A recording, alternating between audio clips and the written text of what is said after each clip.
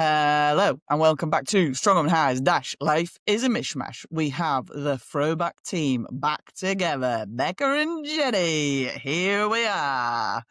Welcome to the pod, Jenny Todd. How are you doing? Hello. I'm all right, mate. You remember the first time that you tried to say that tagline and completely fluffed it up, like the first episode?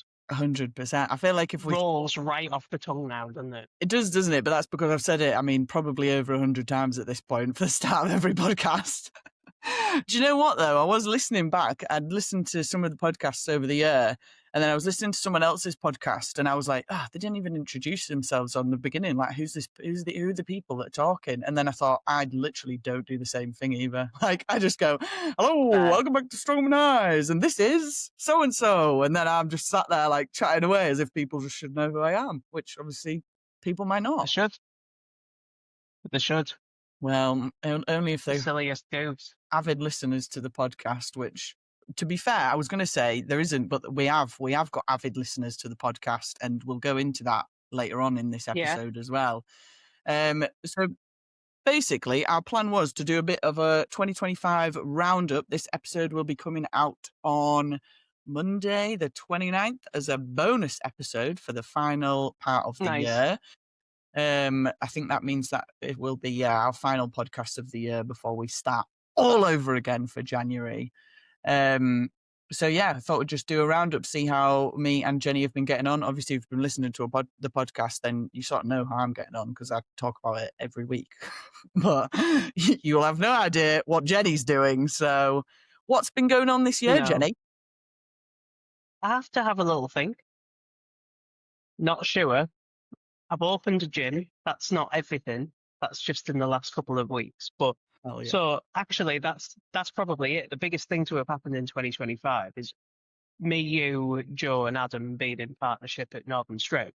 Hell yeah! And then suddenly I've got another gym of my own as well. Got bought into one why gym. Would you have one? I need more. I need more of this. And I like even numbers. You know. That means when you open the next one, you'll have to open another one straight away as well, so that you've got 4. Yeah. Should have a franchise of gyms. No. No. Well, we'll talk a little bit. Already tired. We'll talk a little bit about Northern. Yeah, we both bought into Northern this year, didn't we? That was a pretty big thing that we did. And that's actually, I would say, going pretty well. Like, it feels like it's been quite a success so far. I enjoy owning a gym, which is something I didn't think I would say. But I agree. Yeah, I would say that I'm in the same place as you. Yeah, I think Never thought I would, but it's sound.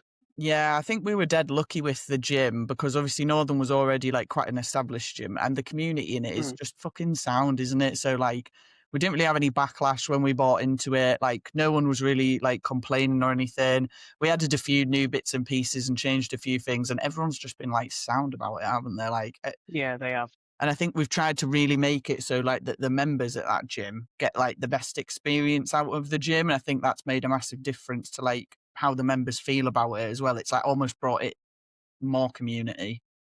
Well, I think if you look at any other kind of business that brings new directors on board, there's usually something that they're trying to get out of it, and that's to drive sales, that's to get more profit and immediately start rinsing and lining their pockets as much as possible and as soon as possible. But it's probably gone well because that is absolutely not what we've tried to do. Yeah. From the outset, we've not looked to get anything from it yet. Like, we're looking at long-term plan, but how can we make it more secure financially in the future? And how can we make the members' experience better? So with those two things combined, I think it's been blatantly obvious to any of the existing members before we came on board that we're not there to knock prices up and just fleece them. Yeah. You know, we're looking at improving the quality of the space, and at some point in the future, maybe we can make a living from it.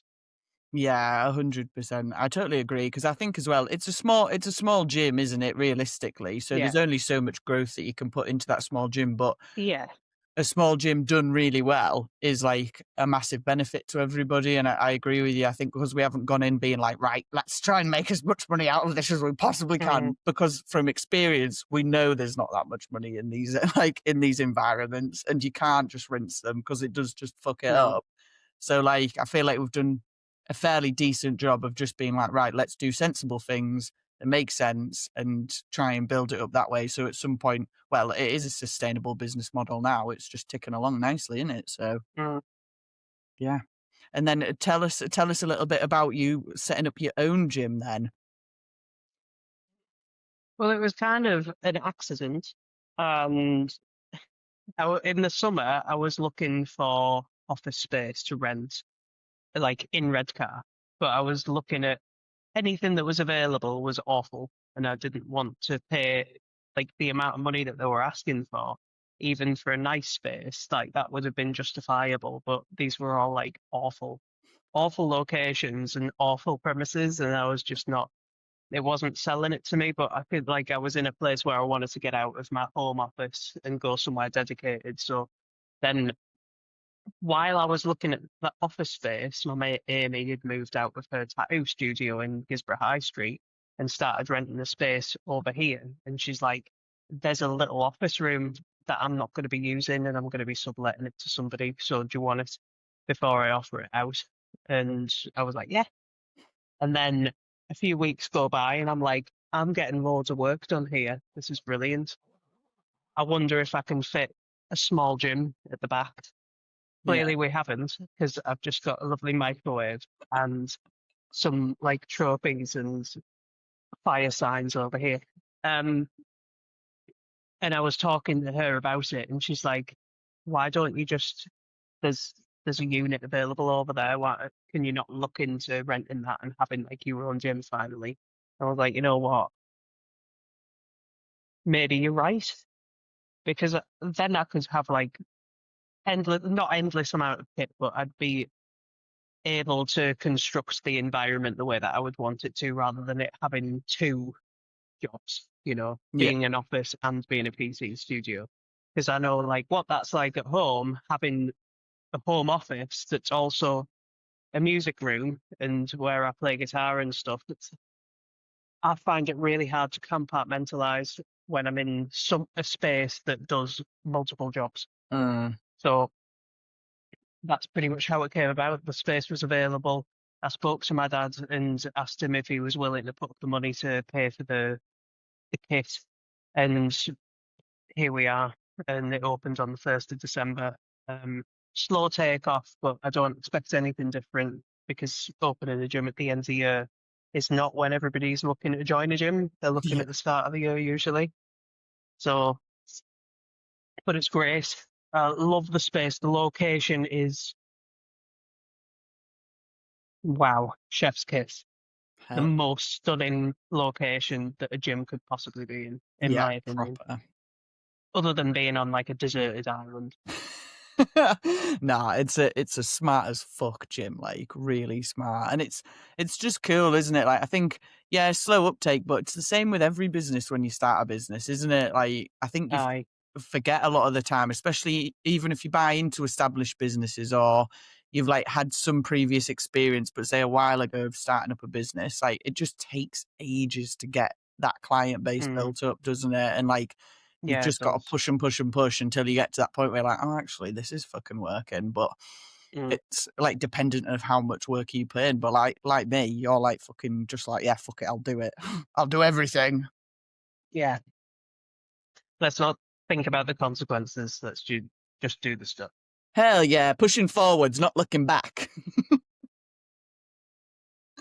No, it's very exciting stuff. Well, we'll tag it in the gym in the show notes below as well. So if people listening, they're like, a gym in Gisborough, then hit Jenny up because she's looking for new members. So there's your opportunity. Perfect timing as well, just in time for January. So yeah, perfect. Well, what else have you been doing apart from big business moves? I lifted the Dinnie Stones. Hell yeah. Cool. That's been on the bucket list. So when I retired from Strongman, like I've never actually retired, but I retired in 2017. that summer, no, the following summer, 2018, me and Donna went to go and lift the Dinnie Stones at Donald Dinnie Day at Potter, and I failed it miserably. And looking back at the videos now, knowing what I know now from Matt Jones and from Chloe, about positioning and like being in a mechanically good and effective position is arguably the most important part. And I was lifting it like I was a big open weight strongman. Yeah. You know, like I actually had a decent deadlift and I was actually strong, and I'm not strong enough to lift it like that. So I had no right to try and back it up. But I got it this year with the help of Matt Jones. And it was a blast. And I think, it was so easy. Like I could have done a set of 5. Fucking It was hell. so easy. He prepared me so well for it. And I don't know, like, if you go and do like a Bob Daglish competition, there's sometimes no kit for you to warm up on at all. It's just like strong is strong. There's no warm ups, just go. Yeah. With the Dinnies, it's just like that. There's no warm up. There's no Dinnie pins with plates for you to gently work up to like in 10% jumps. It's fucking none of that. The stones are there, and you get to lift them before it's your turn to lift them. Like try one, and then try the light one, try the heavier one, and then I did some mobility drills and activations and stuff. Nancy Johnson brought a band, so I was doing like bent over rows with a band and stuff like that. And then it's just geeing yourself up and getting yourself amped up so much that you know that you're warm enough to go and do it. Yeah. And just do the thing. Which was wild, but it makes sense because it's not always about warming up your body. It's preparing it's preparing your nervous system, and you don't actually have to do anything physical to prepare your nervous system. Yeah. It's like a mental stimulation. If you know what it feels like to charge that up, then it's kind of like a little secret button, a secret switch. It's quite useful in case you may get stuck underneath a car or something, and then you need to lift it off. for those like day-to-day life strength. situations. Yeah. Adrenaline. No, that's crazy. I didn't know that there wasn't a warm-up for the Dinnies. That's fucking insane. Just like roaring. I think they do it differently when they take it to a different location, but this was at the Aboyne Highland Games, so there was no gym kit there. It was like there was Highland Games taking place and stuff, but there was no like kit like we have in gyms. But I think that at the Dinnie Day, the gathering in Potarch, I think that they do have like Dinnie pins behind the scenes, and you can stack plates and stuff and gradually warm up to it. But piece of piss, absolute piece of piss. Fucking excellent. So fucking cool. And I love the fact as well that you just like fucking went straight in, because I feel like that's the proper way to lift the Dinnies, isn't it? Like, yeah, all right, warm strong up, is strong. like, yeah, you just need to fucking rip up them rocks. Fucking do it, yeah. That's like proper that, innit? Class. What else have you done then? Dinnie Stones? Any other fucking exercise moments for this year? I haven't done any races, but I am preparing for a race next year. So I'm going to do the Hard Nose 55, it's just under 55 miles, and the section of the Cleveland Way from Gisborough to where the Cleveland Way starts in Helmsley. So you're running it a weird way. But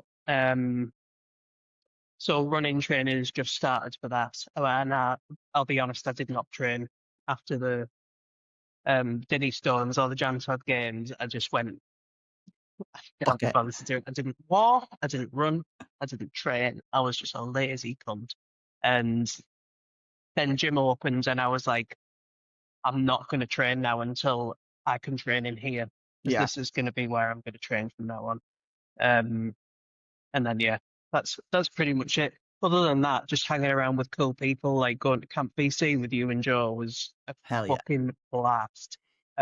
Going to Scotland with Sonny and Lutz and Nancy Johnson and Sonny's friend from Germany. That was belter. Me and Rich had like an extended holiday in Scotland after that, and went to where's the Highland Games where the Queen would always be. The Queen was always watch it there. I don't know. I don't follow what the Queen does. She's dead. She is dead. Well, she's not. There is a new queen. Queen Elizabeth is dead. Yeah. I have drawn up me. A So banana. a banana. Other than that, yeah, we had a swell time in Scotland. I also lifted the Stone. I didn't get it onto the barrel, but I lifted it off the floor, got it to my knee, Hell yeah. and my legs are too weak to stand up with that. Yeah, Camp BC. And then Arctangent Festival with Danny Curtis. Oh, yeah. For years, I've wanted to go there and never found a good enough reason to go. And I was like, right, I want to go somewhere on my own. Because Richard went on holiday on his own. He went to Italy and he went to Rome and what's that fucking town called that got covered in ash? I know what you mean. Whatever. People are going to be Whatever it screaming is. this at the is it Fucking, Pompeii? Yeah. Right, we've got there. So that was it. He went there, and I'm like, I'm going to go here. I'm going camping to a music festival on my own with Danny Curtis, but just in a campsite. Like, there was no hanging around with him other than when we were at the campsite. And just toddle off and do my own thing, listen to the bands I want to go and listen to, come back, hang out with them and sleep and eat and stuff, and then fuck off again. It was 4 days of just really nice, a really wonderful way to end the summer. Hell yeah. Yeah, I would recommend if anybody out there has thought about going to a festival on their own, highly, highly recommend doing that. Because when you go to places with people, you're always like worried about what they like and their preferences, and you're kind of very in tune to. Well, if you're a narcissist, you're not in tune to these kind of things, but if you're good at reading people and reading their body language and stuff, and you can see that they're not enjoying themselves, it means that you're not as much. Yeah. And I just didn't want that. I just wanted to go on my own and do exactly what I wanted to do when I wanted to do it. So if I thought a band was shit, I would just leave. Yeah. Smoking a little bit of grass whenever I wanted, wherever I wanted as well, Hell without yeah. worrying about being a social idiot because I've got the green mask on. Because I can't, I've zoned out now. socialize when I've got that on. Yeah. Class. But yeah, really recommend an Arctangent to anybody who knows what that is, because it's a little bit out there kind of music. If anybody out there has heard of it and likes that kind of jam and hasn't been yet, it's gorgeous. The whole festival was full of just music nerds. And there was no trap. There was no bad behavior. There was no people really inebriated and being annoying or dangerous. One guy passed out at the back of, I think we were watching Clown Car, and he passed out, and I'll leg it to go and find a St. John's ambulance person because he's just on the floor wiped out. And then I found them, come back, find the guy sat up eating Haribo. And then the St. John's ambulance person's like, you passed out? And he's like, yeah, but somebody gave me some sweets and I'm all right now. And then that was it. That was the only drama I saw, and he sorted himself out. That's good going for a festival, really, because usually you'd expect a lot more drama than that. They were just adults behaving like responsible adults, not being stupid dicks. So, yeah, highly recommend. So that's pretty much me in a nutshell, 2025. I don't think there's anything else. There is a big start to the year, though, when my dad had a car crash. Oh, shit, yeah. And literally, 25th of January, I think he had it. And for 6 months, there was a lot of, oh my God, is he going to be okay? He was in hospital for 5 weeks. 1 whole week was spent in ICU and he was sedated, so he was unconscious. An induced coma because he thought he'd been kidnapped by Russians.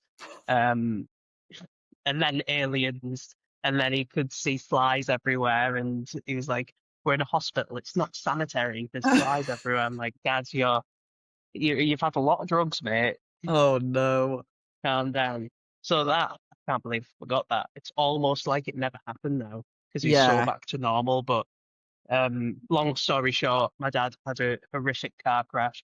We don't know the cause of it, but he may have like had a fit or had a heart episode, and he slammed his high powered Golf GTD into a wall. Absolutely shattered his shin bone, broke his left foot, broke this arm, broke a lot of ribs, and lost a little bit of his ego as well along the way. But he was looked after really well in the end at James Cook. Has really good surgeons, apart from the people who put the plate in his forearm because they drilled through the tendon that lifts your thumb up, so he can't lift his thumb up. Oh God. Thanks, Jim. North Tees. What's it called? It's North Tees Hospital. Yeah, it is North Tees. Yeah. So he had that done there, and then he had the knee surgery done at James Cook by a professional. Yeah. Thank God. Surgeon. To be fair, though, to come out of that situation with just being unable to raise your thumb, pretty good recovery, that. I think so. I think that's all right. Because it's his left hand as well. He doesn't really need that.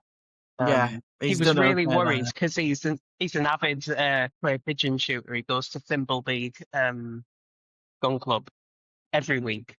And he was really worried that it would cause a problem, like resting in that hand, but no problem at all. He doesn't need a thumb for that. Perfect. Well, this is. I know, right? It was a great turnaround, but yeah, I remember this because we were chatting quite a lot of times through it, and obviously, like physio wise and stuff, I was seeing what he was doing and what was going on and that, but fairly traumatic situation for you at the beginning of the year. So not surprised also for getting it, because I feel like with stuff like that, the minute life starts to get better again, you're like, oh, okay, don't think about that anymore. That was a past time. Don't care. It can't return. That wasn't real. Not real life. No, it was a tricky time for you, wasn't it? First time, hopefully last time that anything that traumatic will ever happen to a family member of mine. Because my parents, up to this day, have just been absolutely fucking, apart from that thing. Yeah. That thing. And that was a doozy as well. Like, if you're going to crash, he absolutely fucking did it right. He went all out. Absolutely walloped himself, yeah. I've had so many years of no claims, I'm just going to fucking go to town. This is going to be a proper crash. Yeah. I'm not he knocked over somebody's wall, completely wrote off his car, to say the least. Like, I went to collect his stuff from it, and it was crap. But they're really well held together, these new cars. Yeah. The whole cabin, the driver's cabin, had not moved. It was all fine. It was just on the outside. It's obviously fucked, you know? Yeah. But there were so many airbags just from all of these different cavities. I have no idea how they managed to put them in there, but it must have just coupled him apart from his legs. Cushioned him slightly, yeah. Yeah. Yeah, and he bent a lamp post as well, so his insurance company paid for that, but you know. Bastard. Oh well, at least he's all right there. Fucking, at least he's all good now. So it's a bad story, but ended well. So it did. Nice. What about your 2025, Becca? To be fair, I feel. What you been up to? I can't even remember the beginning of the year, mate. I don't even know what I was doing. But if you've been listening to the podcast, then you'll sort of know, because I've been talking about it along the way. But yeah, cool stuff's happened. We did Arizona. Ben run 300 miles. I've got a podcast on that if anyone wants to listen to it, any more of that. That was in spring, wasn't it? Yeah, that was in like April time, and that was fucking class. Like, to be honest, if someone had either offered me a job or a house, I would have just stayed out there. I wouldn't have come back. I loved it. I was like, this is my vibe out here. The photos you sent were wild, like just stunning landscapes. Yeah. The sky.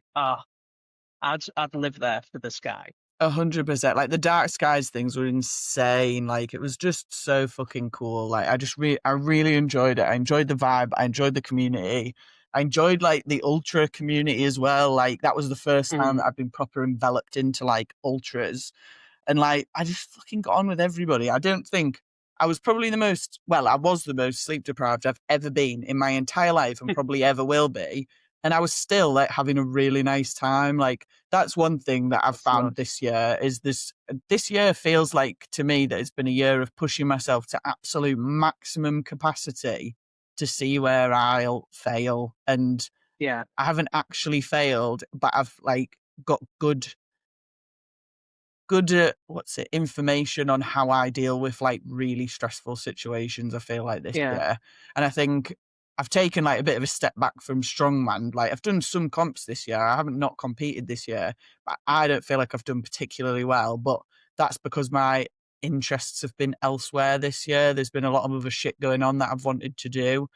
So like Arizona, fucking massive. I wanted to be a really good medic at that. So I spent loads of time like fucking watching YouTube videos of people popping blisters and stuff. Like these were the things that I focused on. I obviously finished my physio degree, got qualified, came out of that with a first, which I was like, the fuck? Like, this is mental. Was not expecting that. I was hoping for like a best of 2-2. Like, so I was buzzing with that. That was really cool. Obviously tried the whole NHS job search. Haven't had a job in the NHS because they've got a job freeze on. It's just a genuine nightmare. So then set up my own physio clinic, which luckily there was an office at Northern that wasn't getting used. So renovated that, did that as the physio clinic. And that, to be fair, I mean, it's been a few months. It's been steady uptake, but now it feels like that's a viable business option that I can keep pushing that and actually build a decent business in physio community with that. So that's pretty exciting. I've really enjoyed that. What else have I done? Ran 30 miles. That was interesting. Also pushed to my absolute limit of what I thought I was physically capable of. Will never do it again. I'm not like you. I don't think I'm going to continue with ultras. It was fun. I think had you chosen a beautiful route rather than the easy route, because you chose it was so that you didn't have to look for way markers in this. Yeah. I just ran so to you didn't Gallo have to and back. navigate because you already know that route and you know it off by heart. You can do it with your eyes closed, and a lot of it's tarmac and path.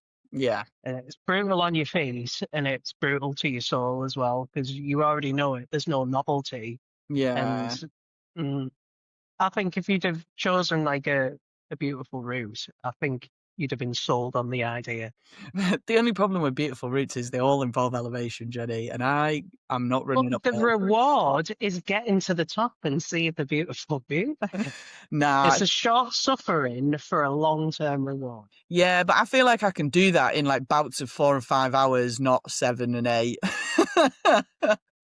So I think I'm going to keep up with the running. Like I really enjoy the running. And one thing I have found is for me, it works really well on my weight management. Like I've got no problem sticking at 84 kilos now, but just run twice a week. So that's like fucking mint. So I'm just going to keep doing that because I actually do quite enjoy the running. Obviously, we've got the run club at Northern. That's created a really nice little community of people that actually want to run. Well, we don't always want to run, but we always do run. So good. It's good like determination to keep going. So yeah, I think I'm going to keep running, but I'm probably not looking at doing ultras anytime soon. Maybe in the future, but right now, I think. But then I've got my Strongwoman bug back. I am really enjoying strongman training at the moment. And I think that's also to do with the masters because I'm doing the masters in strength and conditioning. That's giving me loads of other stuff to think about, not just as a coach, but more as an athlete. Because obviously I started doing a bit of coaching and that's been really good. But I think because I don't have a load of experience in coaching, I have a lot more experience as an athlete. I can then use what I'm learning in the masters for me, but then also use that for my future coaching as well. So it's working as a bit of a nice full circle at the moment. Yeah, that's quite cool. I think if you're gaining knowledge in anything, it helps you enjoy the thing more. Yeah. Because you can get more out of it. You understand a lot more about it. Yeah. To me, anyway, like if I've ever gotten my teeth sunk into something, I've tried to learn as much as possible about it. And the more I've known, the more I enjoy what I do. And then it kind of goes hand in hand with the more I know and the more I enjoy, the better I perform. So it's kind of the enjoyment keeps climbing. But there are some things that you should know less about. I Because you agree. can't unlearn what you learn, you know? That's a very good point. Very good point. Yeah. No, I totally agree. So yeah, I feel like this year's been a good year for both of us in terms of like business and just being real adults. It's felt like a really adulty type of year, hasn't it? It has. I don't know why. We've done fun stuff, Oh. but I feel like a lot of the fun stuff has also led into like just being adult and like making connections, networking and stuff like that, which is good, I guess. But like also, well, we have had some fun stuff as well where we've just messed about and done stupid things. Yeah, because that's important. It's been a really good year. I agree. It has been a good year. Yeah, I've been very happy with the outcome of this year. Right. Well, we've already done 30 minutes of us just chatting shit about what we've been doing. So let's talk about the podcast then. So I've got a couple of like heads up for people. So I have obviously I can't remember when I put the post out. It must have been like summertime when I put a post out saying I didn't have enough guests and I was going to have to stop doing the podcast. I got a massive reaction to that post. Like it was amazing. Really, it surprised me how many people were bothered about the podcast and didn't want it to stop. So I had loads of messages of people wanting to book on to do the podcast, which was mint. The only problem is I stupidly did too many interviews and I took on too much and interviewed so many fucking people that I still actually have, I think it's 4 episodes left from this year that I'm going to have to post in January. So if you're listening to this and you filmed an episode with me and you're like, where the fuck's my episode? It's coming. It's there. I have it, but I've just not had enough weeks in the year to get them all done. So yeah, if you've already filmed one, it is coming out in January, probably beginning of February as well. And then if you've sent me a name and I said that I was going to be in touch with you to interview you for the podcast, I still have your name on a list and I will be in contact with you probably at the end of January. So I'd originally said, I think October, and then I pushed it to December. Now I'm going to push it to January. So apologies if you've been waiting for your episode, but I will get round to you, I promise, because I want to do all the kind of like you do work for the NHS. I've got a wait list. Yeah, and it keeps changing. I know, yeah, but I love it because this is the whole point of it, is like to just create the community in Strongwoman and like build it up. So yeah, those are my little like precursors to this. So we'll do a bit of a podcast recap of how it's gone this year, because obviously we've done new format with the interviews. It's been pretty good. So we've got 200 subscribers on YouTube, 278 subscribers on Spotify. I was pretty happy with that. And I think we've just hit over 1,000 on Instagram as well. So that's fucking awesome, mate. That's really cool. I'm taking pretty good numbers for the first year of doing it. And as well, like, I don't really push the Instagram. I should post like YouTube shorts. I should post Spotify shorts. I don't do any of that because I just genuinely don't have time. So without really pushing it other than just organic growth, these are the numbers that we've got. But currently, as of this year, we had 18,000 plays on Spotify and 5,800 consumption hours, which I was fucking pretty buzzing about. They felt like good numbers. Not enough to get it monetized yet, but we'll keep working at that. We'll keep working. And then YouTube had 3,700 views and 811 hours of watch time. So again, pretty good. Not as much uptake on the YouTube, but I think I like having the YouTube there because it's the free version of Spotify, isn't it? And if people don't want to pay for Spotify, I don't want to just have everything on Spotify. That's understandable, but it's more like it's a consumable that people like to listen to when they're driving. Yeah. And exactly. So Spotify, I feel like you don't often listen to YouTube when you're driving, do you? Nah, 100% not. So, but I'm going to keep posting them on both. I've had people say to me I should put on Apple Podcasts and all this. Fully aware of that. I just don't have the time to set it up and post on anymore. Like just doing the time that I have now is difficult. So yeah. And then on the Buy Me a Coffee, this moves us on to the money section of the podcast, which I'll also be posting on Instagram. We currently have 36 supporters on the Buy Me a Coffee. So that's been really good. And that's been really useful. Yeah. Thanks everybody in the podcast. Even if you're just listening, like the listens make a massive difference and like the views and stuff like that. So, and if you obviously have enough cash and you want to sponsor the pod, then £4 a month you can. And I will now break down where all of that money goes to. Because the whole goal with this was always to be like super transparent about everything that I did. And like, as I said previously as well, the Buy Me a Coffee wasn't set up to make me money. It was to make the podcast money and then put money back into the sport that we're talking about on the podcast. So the profit for this year has come from the subscription service and sticker sales and training book sales. I will say training book sales were not great, so I probably won't be doing them again. Maybe not doing. Okay. If you've got one, then it's a legacy. They probably won't ever be getting a rerun, so treasure them because they're not coming back. So yeah, the profit was £972 at time of filming this episode. Nice. So that was pretty good, nearly £1,000. So I was really happy with that. The expenses that I paid on for the podcast, so Riverside, which is the platform that I use to host all of the online podcasts, that cost me £128.88 for the year. I did actually prepay for next year as well, so it cost me a little bit more than that, but I'm playing it on what we actually spent for just this year now. And then I pay for CapCut as well, because that's what I edit all the podcasts on afterwards. And I know that you can get a free version of CapCut, but it's shit and I hate it, so I have to pay for it. So the CapCut cost me £131.88 for the year.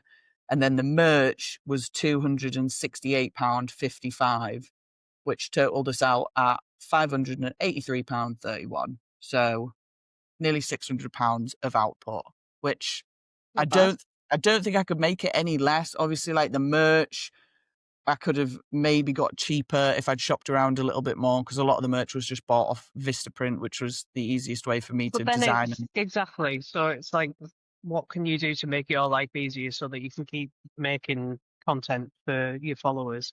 I think you've done the right thing, you know.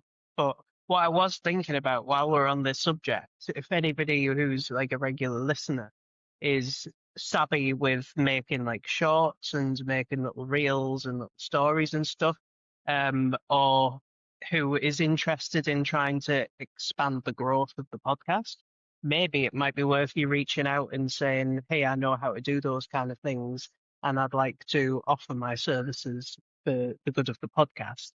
Because obviously it would have to be a voluntary position, so you're not going to get paid for it, but it's like a worthwhile contribution. So if it feeds your soul and you're interested in helping Becca, maybe reach out so that she can get. The growth has already been incredible. Yeah. With the podcast, I'm not going to make it out like you've made minimal effort, but the amount of effort that you could afford to put into it, because you've got such. I don't know if anybody realizes how busy Becca's life is, even without the million jobs that she's got to do. Like, it is hectic, and I don't know how she doesn't explode on a daily basis. But like, I'm just tired thinking about dealing with your dogs. I'm exhausted at the thought of that. So I couldn't do it. And then all the other animals as well. No. So yeah, if you think that you can help her and you've got the skills to do that, reach out, help the podcast out, because it's only going to benefit everybody else. Hell yeah. Well, yeah, absolutely. If people want to volunteer the services, I'm not going to say no. So that was one thing as well that I was sort of going to mention on here. So for me, I worked out that like, I'd say if I film an episode, you're looking at probably an hour's worth of work, editing an episode, maybe an hour and a half, uploading the podcast, which to be fair, it takes a couple of hours, but literally I just write it all out. It takes me maybe like half an hour to do it all. And then setting the reels up, downloading them, and then scheduling the reels as well. So another hour. So I don't know how many hours that is, like 4 or 5 hours maybe a week is what I'm averaging at the podcast at the moment. So I don't think I can really fit in any more time other than that. I can every now and then, but like the majority of the time I can only sacrifice maybe 4 or 5 hours to this podcast a week. And then like keeping up with socials as well, because I know that's like an important part of it. But yeah, and I'm just doing that like for free because I want to do it. Like, it's not, this isn't like a begging me, like, oh, everyone praise me because I do work for free. I know everyone in Strongman does work for free. Like, it's just part of it. But this for me is like a passion project. I just fucking love doing it. And I was never going to take a wage out of the podcast. That's never the plan. Like, I don't want to grow it to the point where I can make a wage out of it because I don't care about taking a wage out of it. I have other means for that. So, but if you want to volunteer your time as well, then fucking hit me up because I would like all the help I can get. So profit 972, expenses 853.31, and then we donated £300 to Walsinghamshire's Strongest Woman, and that went towards the podium, and they got cash on the day. So no fucking qualms about people not getting paid or any of that bullshit. The cash was there ready for them, and they got that. So that left the pot for 2026 has £88.69 in it. Wow. So ready to go. But obviously with the monthly subscriptions, that makes about between like £50 and £60 a month at the moment, I think. Something like that, maybe. So obviously that just keeps rolling over. So, and I'm massively like really, really pleased about everyone that volunteers that money every month to the podcast. Like, you guys don't have to do that, and I just fucking really appreciate it because it just covers a lot of those expenses and then gives me the ability to put the money back in the sport. And then next year's plan, so I've already got I'm speaking to the people at Cardiff Strongest Woman about sponsoring that comp, and then Devon's Most Powerful Woman as well about sponsoring that comp. So we sponsored one comp this year. The goal is to sponsor at least 2 comps next year, if not more. But again, that's going to depend on what money the podcast makes, because while I want to grow the sport and I want to put back into the sport, I'm not really willing to put my own money into it while I'm also sacrificing this amount of time, if that makes sense. Mm-hmm. I don't want that to sound really dickheady, but it probably does. But I think it's honest, nice to be honest, yeah. it? It's honest, in it. So yeah, if the podcast doesn't make any money next year, then that's unfortunate, and that'll be what it'll be, but we'll just keep pushing it and growing it. I spoke to someone the other day and they said 3 years minimum for a podcast to grow well. So yeah, you've got me for at least another 2 years. Amen. So plenty more strong women out there to talk to. Exactly. This is the thing. It's definitely 2 years worth. Easily another 2 years worth. And by the next 2 years as well, imagine how many there's going to be then. There'll be fucking hundreds, like thousands. No. So yeah, that was the breakdown of the podcast anyway. And obviously, if you've got any questions about it, or if you think that there's better ways to run this podcast, I'm totally open for ideas as well. So like, send me a message. Let me know what you guys think. Let me know if you've got any better plans or any better, like, I don't know, software that I can use that's cheaper or whatever. Like, just send me all of your ideas, because I'd like to hear them. Good lads. But yeah, so that's the roundup for the podcast. Lovely. Any questions? Well, should we talk about some of the podcasts? Ooh. Like, who was your favourite guest this year? Oh, no, I can't do that. Give me your top 3. That's like asking someone fucking the favourite child. I'm going to have to open Spotify to see who I've got. I can't tell. I can't say that. I will say that the best episode this year was Claire Myler. So Claire Myler got the most engagement and the most views across all the platforms for her podcast. So hats off, Claire Myler, you fucking legend. That was sick. And I think that's well deserved. Like, we were talking about it yesterday, weren't we? I think she doesn't give herself enough credit for who she is and how much she's inspired other athletes. I've personally gotten a handful of new female clients because of Claire, because they're like, I want to be like Claire. And you know who wouldn't want to be? Yeah. Absolutely. Yeah, she's fucking awesome, but you know, we're biased. So, but she is literally awesome, as her 2 gold trophies this year. Yeah, we are biased. 100%. I totally agree. I feel like there's too many episodes for me to choose, because I feel like everyone that I interviewed, I enjoyed. Let's not look at that one then. Exactly. So, what is the funniest thing that one of your guests has said? Like, what is if they've said a sentence and it's just completely knocked you sideways, can you think of like the funniest thing somebody said on one of the podcast episodes? Oh my God, these are the hardest questions ever. No. Because everyone says funny stuff every single time. That's what the whole silly goose bit's about. Some of the silly gooses we've had are insane. So what would be your top 3 silly gooses? Off the top of your head. Don't think too deeply about it. You've got 10 seconds to answer me. I think one of the weirdest silly gooses we've had was I don't even think it was part of a silly goose. It was just part of the episode. And me and Meg Davies were talking about AI and how it takes over the world and we're all like going to die from it. And then her laptop just completely shut down and kicked her off the call. No. And then she had to try and rejoin on her phone because her fucking computer was like, no, bitch, you don't say those things. And it genuinely felt like AI was listening to us and taking us all out. So that's creepy as fuck. Weird and quite funny. I think one of my favourite silly goose questions, actually, and this again was a fairly recent one, but I asked it a couple of times in different episodes, was what 5 things would you put in a pentagram to summon you? I feel like you can get a really good stamp of a person by asking them that. Oh, yeah, that's a good question. I mean, that's a great silly goose question. I really, really enjoyed that. And you know what I did enjoy as well? I feel like we had a lot of like master's age athletes on this year.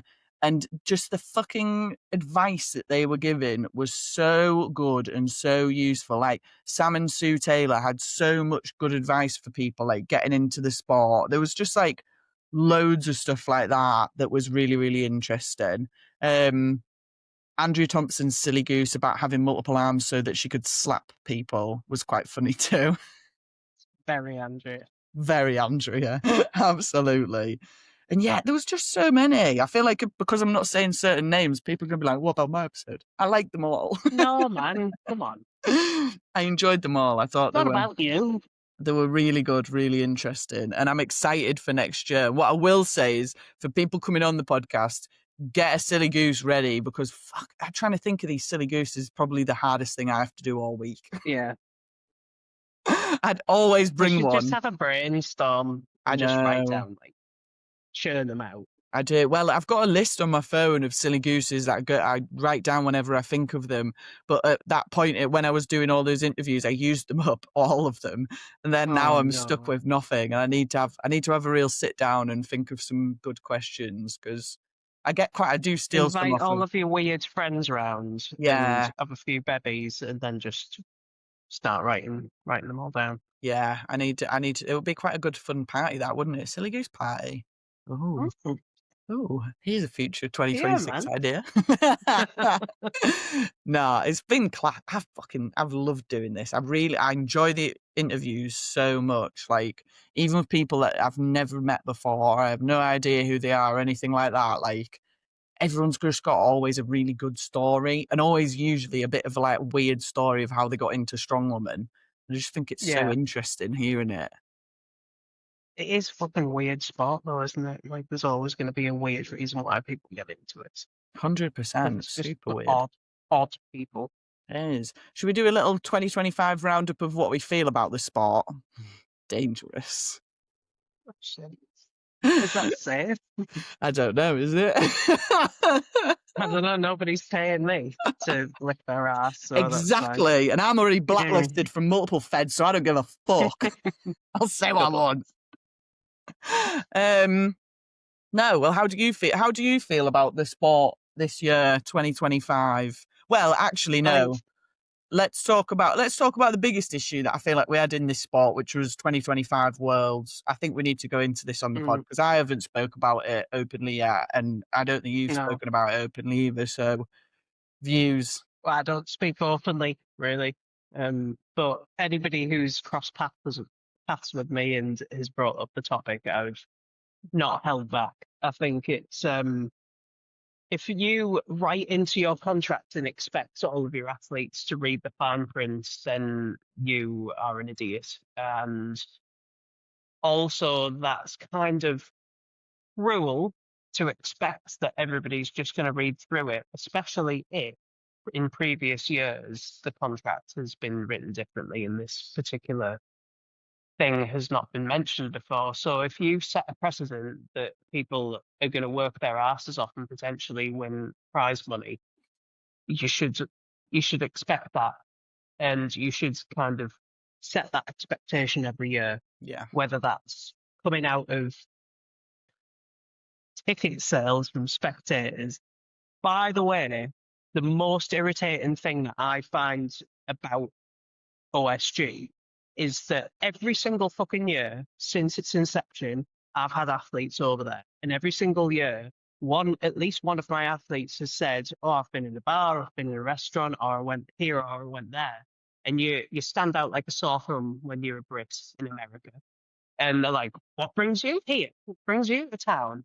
And they're like, "The World's Strongman Championships, the World Strongman Games," and they're like, "What? That's here in this town." No cunt knows that this fucking thing is taking place. And if you are not putting any effort into marketing something which you want to profit from, so then you expect the athletes to be the reason why you make a profit, is disgusting. Yeah. I think that's disgusting.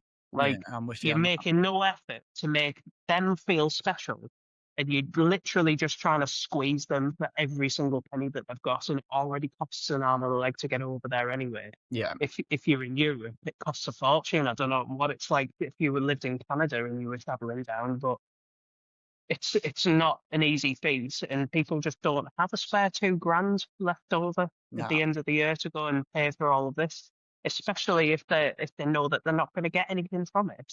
Yeah. I think it's a shit show. And how many years?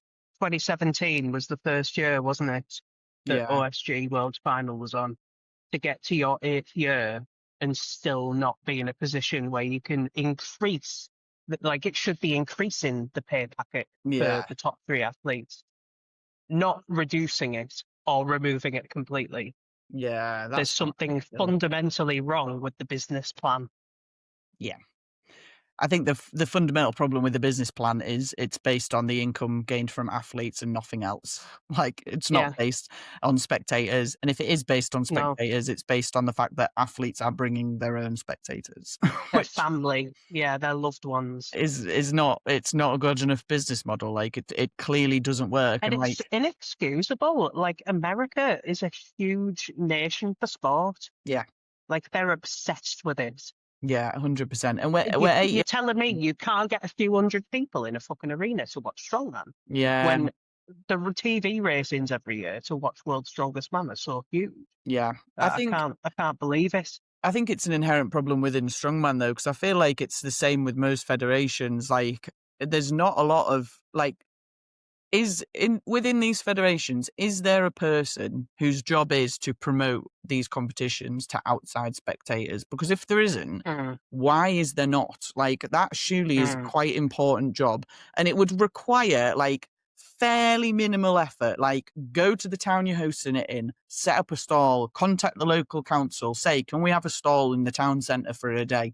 And basically just busk and, like, ask people to sign up to mailing lists or give out some free tickets, have a random grip competition or something going on. Like, go to local country shows. There's so many ideas here that you can use that, like, it's that face-to-face interaction where people see somebody, they see something, they can talk to you and go, that's really cool. I'd be really interested in that. Yeah, I'll buy a ticket for that now. Cool. Like, why is that not happening? I don't understand this. Like, that's surely the biggest thing for promoting shows. Yeah, I know Instagram and, like, social media ads are all the rage, but, like, really, is that where the profit is? Having a conversation with people and being actually present in front of other humans. 100%. That's what builds business. Yeah, this is what I've noticed this year, building the physio business and trying to build up Northern, is the more face-to-face interactions I have with people, the better the uptake is on the services that I am selling. Like, that is just the be-all and end-all. And surely these federations know this. Like, these people in these federations are big business people. Like, how do they not know? Why are they not doing this? I've got a theory that it's impossible for them to do it because they're not nice people. The people in charge, the large and in charge, are actually just dicks. Employ someone nice to do it then. Yeah. I just think there's a lot to be gained by stuff. Like, for example, for me, Europe's in York at the Barbican, why are you not at like the York markets or like the farmers markets or those in the area with a stall, even if that costs you 100 quid, 150 quid, like surely that output of cost would be beneficial for the amount of people that you're going to be able to gain access to and speak to about that and the potential ticket sales that would generate from that. Like, and I know that if they asked, like, said a couple of strong women, oh, will you come down and do like a bit of a like show or a test of strength or something like that? Oh, they're totally, yeah. People do it. Like a small handful of people would, yeah. Yeah, 100%. For sure. Maybe not all of them. And I just think there's such a gap there for like genuine marketing and promotion that isn't just online and not actually going towards ticket sales. So if you're listening, hit me up because I've got some really good marketing ideas. She does. She's a smart lass. If there isn't a promoter, inflating ticket prices as well is not the way to pull profit when you've not proven yourself as something that's worth spending that money on. Like, I understand the reason why the ticket prices were so high for Brits this year. Yeah. But you've got a limited capacity, right? If you just worked out how much do we need to make to break even, and then divide that number by the amount of seats, and just make the ticket price that, like £10, and then fucking 10 quid. Actually spend some time promoting it as well. And then people can get in and spend some time promoting it. But if the ticket price was cheaper, it's more likely that people are going to show up and like, I don't know whether I want to watch this or not, but let's give it a go because it's only a tenner. Yeah. And then they enjoy it and then they talk about it and then they come back next year and it's £15, you know? 100%. Earn the right to charge a ridiculous amount of money because I'm sorry, but I can go and watch a band that I've listened to for years and I could have bought a ticket cheaper than it cost to go and see fucking Brits this year. Yeah, I totally agree. Like, what are you doing? I'm guaranteed entertainment there. Yeah. If I'm a stranger to the sport and I don't understand what the crack is, I don't know that I'm going to go and have a good time. I'm not going to pay that money. You're not going to drop 50 quid on it in the hope that you're going to enjoy it, are you? Absolutely not, no. No, I totally agree with you. I think there needs to be a bit of a change around in like marketing and promotion within Strongman, and it needs to be taken more seriously instead of just a fucking Instagram post and then telling to share it with mates. I think it's a very entitled sport as well. Like, there's an awful lot of high expectations for absolutely no effort. Yeah. And it's a really weird attitude to have. 100%. I think as well, like, there is some like form for the athletes as well. Like, build up your bases. Like, if you want to be a high paid, well paid athlete in strongman that doesn't exist right now, then like create the platform to do that. Like, spend a bit of time, like fucking make a podcast, make a big social media account, do a YouTube. Like, I can see now there's so many more people doing stuff like that, and that's only going to be beneficial for the sport. Like, that's the be all and end all. The more there is of that, the more beneficial that's going to be for the sport, because it's creating an online presence for the sport that will eventually get people interested too. So like, there is a bit on the athletes to do as well, but I do think the inherent problem is the promoters and just maybe the just word itself, the title itself, promoter. Like, ask yourself, what does that mean? Yeah. What am I actually promoting? A strongman show that needs ticket sales. Like, how do I do that? Not by Who am I promoting to? Not by doing a post on Instagram that's basically been done on an Instagram story and then made into a post and then nobody fucking looks at it. Like, come on, get your act together, do a bit more. I don't feel like it's that hard, but maybe it is. Maybe I'm wrong, and if I am, then tell me. But I just think it's surely a bit easier. But I think in general, like, it does feel like the sport of strongman for me feels like it's definitely grown this year. Like, it's definitely grown, maybe in the wrong ways sometimes. But I do think there's a deeper pool of athletes. I think it's really cool to see how many people are bothered about the pathways next year. Like, the pathways are stacked, and that's exciting. Like, especially the natty pathway. That's really cool that's like proper taken off this year. And them comps are going to be fucking huge. So like, I really enjoy that part of it.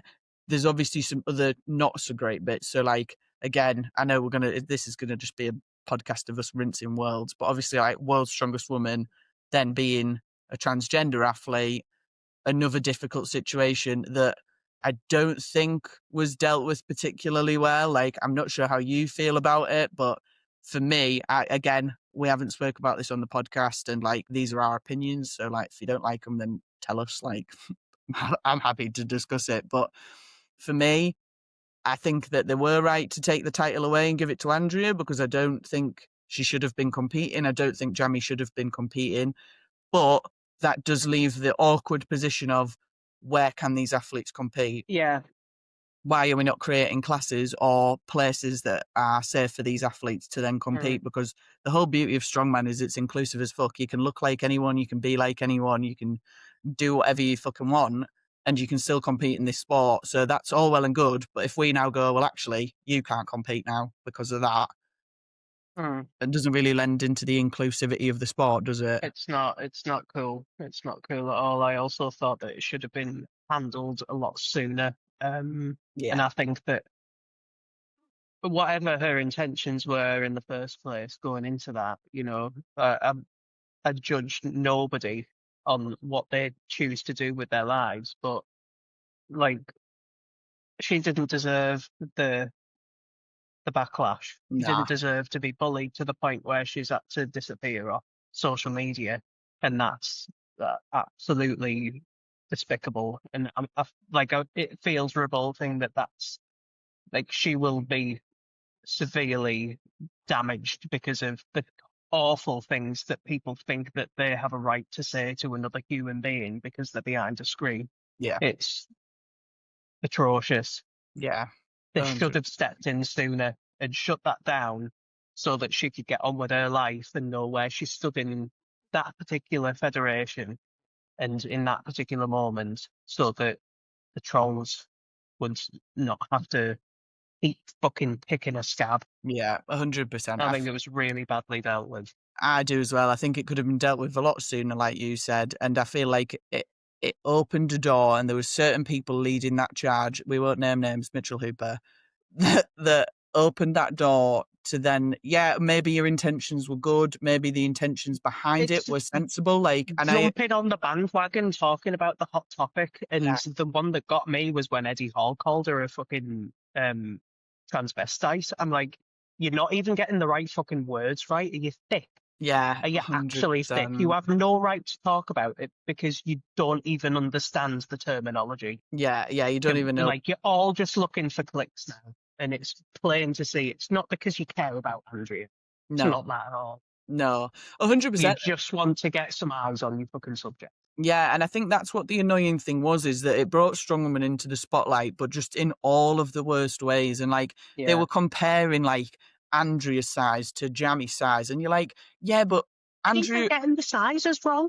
Jamie's not nearly 7 foot. No, and also, like, Andrea's quite a short athlete for an Opens women. If Jamie had been stood next to Rebecca Roberts or Lucy Underdown, they've been about the same size. Pretty normal. Yeah, like, no one would have clocked it. Like, what? Well, no one clocked it anyway. This is the annoying thing about it, and the fact that everyone's referring to her as a man or saying he and stuff like that. Like, come on, we're past that point now. Like, I know that people are going to get angry about the whole woke thing, but like, she's chosen. She's a woman. Like, that's her choice, and it's up to us to respect that. And if you don't want to respect that, then that just sort of means that you're a disrespectful person. It doesn't show her for anything bad. It just shows that you're just not willing to respect people, which, like, human beings at the end of the day, like, if they want to make that choice, they want to make that choice. I shave my head. Like, I'm happy with that choice. And if people don't fucking respect that, then I don't fucking care. Like, you've just got to respect other people's choices sometimes. And like, it just incited a lot of hate and a lot of shit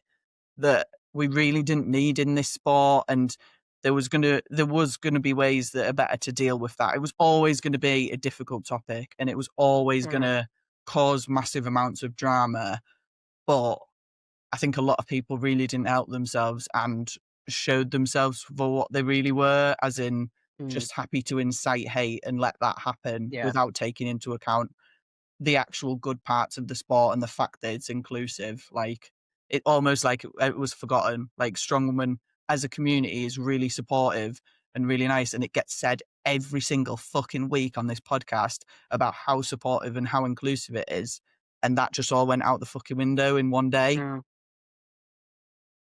Yeah, it was a shit show. Yeah. I think the fact that it was not a policy in the first place either is like, how have we gotten this far? Strongman Corporation have had a transgender policy in place for a number of years. Yeah. Like, and in a sport where it's so very like, I'm not talking about anybody in particular, but high-end strongwoman athletes, some of them get misgendered a lot, and they already have internet trolls poking at them and saying, you're a man, you're a man. When there's so many drugs that are being used, and, what's considered feminine and what's not gets kind of blurred. Yeah. It was always going to happen. There was always going to be somebody that just thought, that slipped the net. There. Yeah. Because in her head, she's a fucking woman, and she may have been convinced of that from a very early age. And if there's no expectations in like the fine print, but we go back to looking at fine print as well. But if there's no policy in place, how does that person know where to look? 100%. How does that person know to bring it up? Yeah. I'd like to give everybody the benefit of the doubt, but with certain people, that shitstorm was made a whole lot worse because some people are just pure cunts. Yeah. Yeah, 100%. And they just want to open their mouth, slag somebody off, put somebody down to make themselves feel a little bit more leveraged and a little bit better about themselves. But, you just made the earth an even uglier place than it already was. Yeah, absolutely. And I think just spreading like the false news about it all was what pissed me off. Like saying that she walked away with the competition. Like she wasn't in the top 3 for the first part of the competition, I don't think. Like Andrew was leading that competition the whole way to the end, like until the very last event. And I think, again, it was so easy for people to jump on that bandwagon, having no background information about the competition, not even really knowing what Strongwoman was about or anything at all, and just go in, this is a great way for me to be hateful towards a minority group of people, so I'm just going to fucking use it. And you're like, come on, like, have a bit more about yourself. Like, let's try and use this as a learning opportunity for all of us to go, how do we make this sport better and safer and nicer for everybody to be in? Not there's space for everybody. You don't have to make clear divides. 100%. There's space for everyone. 100%. And I will say there is federations as well. I can't think of the names off the top of my head, but if I find them, I'll note them in the show notes below. For if you are a transgender athlete and you're thinking, where the fuck do I start? There is federations and competitions now that do it based on like classes and just on what like weights you think is suitable for yourself. So there can be mixed classes, it can be men, women, non-binary, however you feel. And there's just specific weights that if you feel like that's the weights that you can do, then you go and do that class. So I think stuff like that is super important to have as well. And I know there's not like big federations doing it, but there is some grassroots federations. So I'll reach out and I'll make sure that information's in the show notes below as well, so that if you are that athlete and you're thinking, what the fuck, then we still want you in the sport. The sport still needs to grow. Don't be scared of it just because a few minority group of people are dickheads. Yeah, we're happy for you to be here. So yeah, I think we needed to say that because it hadn't been mentioned. I haven't spoke about it on the podcast because it's a fucking awkward, hard thing to talk about, isn't it? It's really awkward, isn't it? And you don't want to like upset anybody or offend anybody and piss anybody off, but at some point, that's just the problem. Like, why has the world got to this point where we can all have differing opinions, but one is wrong and the other one is right? Yeah, according to whoever's listening or talking. And if you're wrong, like, you're made to feel like an absolute turd sandwich. Yeah. Why can't we just have different opinions and that's just it? Without 100%. It having to go any further? It doesn't need to be an argument. It doesn't need to cause anybody any suffering. No, not at all. Not at all. If I wanted to, like, if I believed that, if I disbelieved in gender dysphoria, I could have that opinion, and it doesn't have to be anybody else's problem. Yeah, 100%. I don't believe in God, but I speak to a fucking Jehovah's Witness pretty much every week when she knocks on my door. Yeah, we both have different opinions. Yeah, and she is lovely, and we can have a chat. Yeah. It's totally cool. Like, everybody, just put your fucking swords down, settle down. Yeah. I feel like if you're There's getting space for us all. Yeah, if you're getting annoyed enough about somebody else's opinion, unless it's actively like harmful towards somebody else, then like fair enough, you can be a bit angry about that. But realistically, like just sit back and think, is this affecting me directly? No. Like, does it matter if that's what they think? No. And also, like, why is it making me feel this way? Yeah, this has been a thing I've done this year. It's like introspection, isn't it? Like looking in yourself and being like, why am I getting so annoyed about this? Or why am I getting so worked up about this? And then like thinking to yourself, well, maybe these are issues I need to deal with, not the other person. It's nearly always the case. What a reflexive It year. always says more about the individual that has those emotions and those opinions. 100%. I feel like this year's been a year for like introspection and like reflectiveness and like just spending a bit of time like dealing with yourself, doing shit for yourself, like looking after yourself and working through your little quirks and your little problems and just like we said before, being an adult. And you turned 30 this year. Hell yeah, maybe this is why. Adulthood begins. I think so. Adulthood begins. I turned 30 and was like, I need to reflect on all of my behaviours and my opinions and work myself out. I'm basically going to find myself in Bali without going to Bali. Good. That's too far. There's too many animals for you to take care of. Yeah, no, I've got too much on to be doing that. I just have to find myself in the quiet moments I have during the day. None. Good. 10 minutes before I go to bed. What the fuck is my life? Oh, God. Blind panic. Right, well, that has been a very interesting podcast, a very long one. Apologies, well done if you've managed to make it to the end of this. It's been really intense. We would do a silly goose. Have you got a silly goose off the top of your head? Can we fit one in for the end? No, not really. I don't either. If you were only going to eat one fruit for the rest of your life, what would it be? Oh, fuck, I hate fruit, man. I proper hate fruit. It'd probably be raspberries because I fucking love raspberries. Raspberry jam. Raspberry jam. This flu, right? I had a nasty craving for, tinned rice pudding with raspberry jam. Oh, yeah. To be fair, my mum made rice pudding the other night and I had raspberry jam on it. And the raspberry jam was really the only thing that I actually enjoyed about it. Oh, rice pudding's great, especially when you're not well. I'm not a big fan of rice pudding. It's not my favourite. I'm just having a look to see if I've got anything written in my Strongwoman highs. Good predators for humans. I think that's answered in its own one, which is just predator. As in the actual predator. Oh, what? That would be a good predator for humans. The real predator. The real predator. The face guy. Yeah. Yeah. Do you know what is really scary that I watched the other day?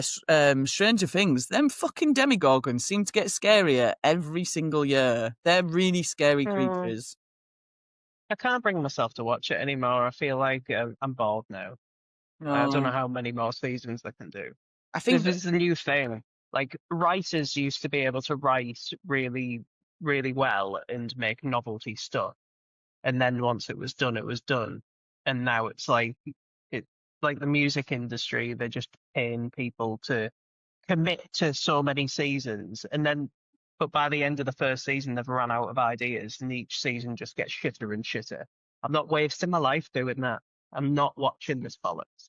That's fair. But they're scary. That's nice. Yeah, they are scary. I think they'd be good predators for humans. I wouldn't want to have to fight one myself. Like, it feels like it would be traumatizing. How do you kill one?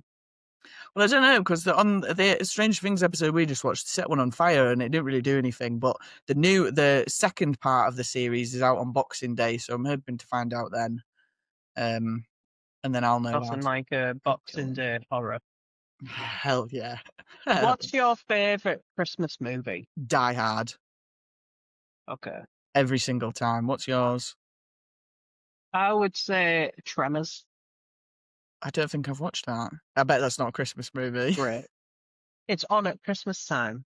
So is Die Hard. It might be Christmas time in Die Hard, but it's not technically about Christmas, is it? It's just an action movie.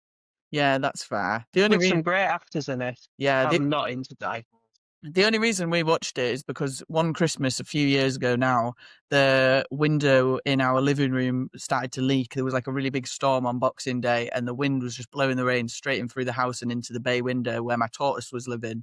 And so we'd put buckets under the window, and literally they were filling in about an hour and a half. Oh my God. So we'd done the like day of Boxing Day, whatever we do, and then we'd eaten a load of food, and we were like, we can't go to bed because the tortoise is probably going to fucking drown in it. Like, we're going to have to keep doing the buckets. So we just did a Die Hard marathon, and I think we watched 4 up to number 4 back to back. And it was fucking great. I loved it. It was a really fun Boxing Day. I was fucked for about 3 days afterwards because we hadn't slept all night. We'd just been bucketing water out the house, but it was fun. It was fun. But maybe we'll watch Tremors this year and see. You need to. See how Christmassy that is. It's not at all. It's really weird. Well, this will be out after Christmas anyway, so I hope you've had a good Christmas. And if you're listening and you've got some free time between now and New Year's, then watch Die Hard, watch Tremors, and just be fucking nice to each other. There we go. Perfect way to end. Perfect way to end. We hope you enjoyed this episode, and we will see you all on the next one. Goodbye. Thanks for listening to this episode of Strongwoman Highs, and I hope you enjoyed it. If you want to support the podcast, then please give us a follow on Instagram. Or if you would like, we're also on buymeacoffee.com/strongwomanhighs. This is where you can send us tips, or you can also join our membership area, which is $5 a month or £4 a month. It's the silly Gosling level. We'll post out any extra content that we get on there, and hopefully a few little like free giveaways of things as well. The podcast currently doesn't cost a lot to run, which is what we're trying to keep it as, but we would like to be able to cover our costs, and also once those costs are covered, any profit that is made on Strong Woman Highs will be getting saved up and put into a pot for future Strong Woman competitions that we can sponsor. So if you have a Strong Woman competition that you'd like to be sponsored, or if you want to be on the podcast, then give us a shout, send me a message on Instagram or on YouTube, anywhere else you can get us, and we'll get it sorted, because the more women that we can get on, the better. Thanks for listening and watching. Bye!